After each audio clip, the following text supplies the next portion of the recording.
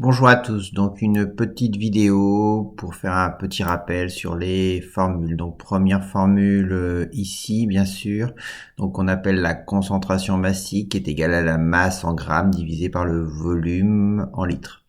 Cette formule sert principalement à confectionner des solutions.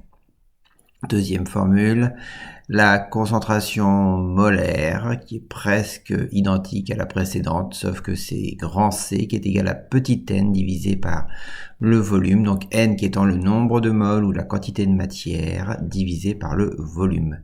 Et la troisième formule qui permet de faire le lien entre la première et la deuxième formule.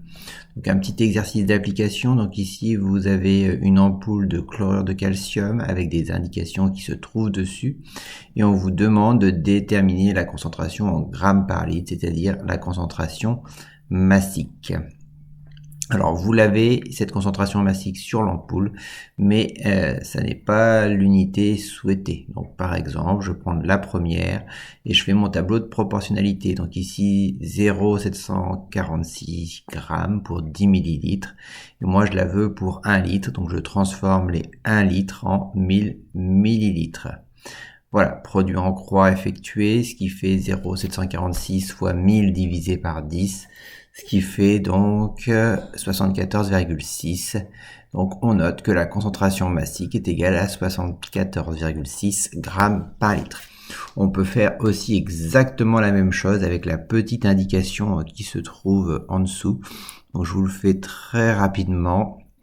Donc on a 0,0746 pour 1 millilitre. Donc moi je le veux pour 1000 millilitres, c'est-à-dire 1 litre produit en croix. Et on retombe exactement sur le même résultat. Voilà. La question 2 qui est déterminer la masse molaire de KCl. Donc c'est assez facile. À l'aide des données qui sont ici, voilà, on demande de calculer la masse molaire de KCl. Donc pour ce faire, il suffit de prendre la masse molaire donc, du potassium, c'est-à-dire 39, plus la masse molaire de l'atome de chlore, c'est-à-dire 35,5. Et si on fait le calcul, on obtient 74,5 grammes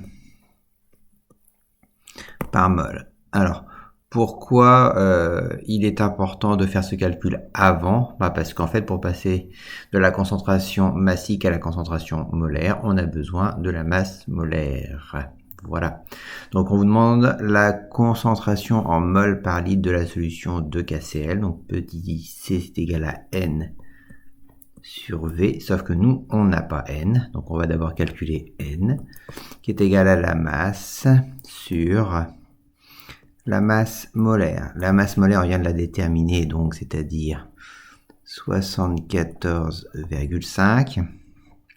Et nous, dans la concentration massique, on a la masse puisqu'elle vaut 74,6 grammes pour 1 litre. Et ça tombe bien parce que ici, nous, on est dans la situation de 1 litre. Donc, je vais pouvoir écrire 74,6. Si on fait le calcul, ça donne 1.